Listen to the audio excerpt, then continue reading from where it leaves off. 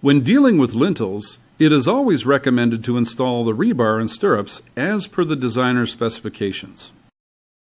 Lintel reinforcement requirements will vary based on the loading conditions, the depth of the lintel, width of the opening, concrete strength, and wall thickness.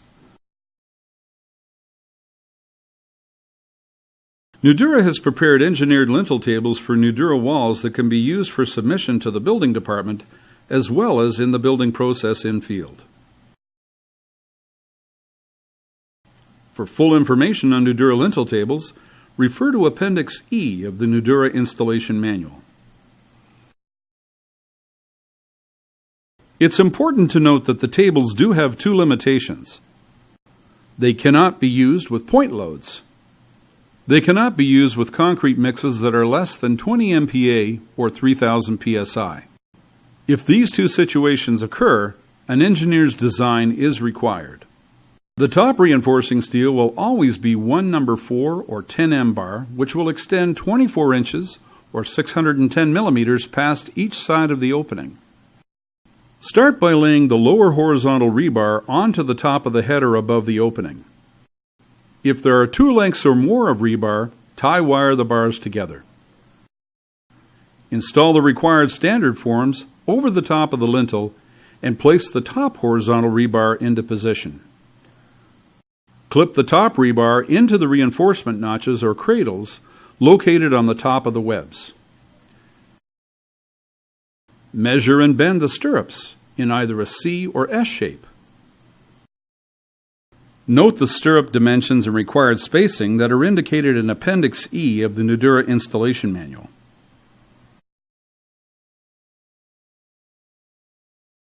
Hook the stirrups around the bottom bar at both ends and lift it into place, hooking the stirrups around the top horizontal bar. Once the bars are set, place the remaining stirrups as required. Placing vertical rebar is required around the openings. Thread the vertical steel down the wall. Vertical steel should be placed 1.5 inch or 38 millimeters from the edge of the opening or placed as per specification notes.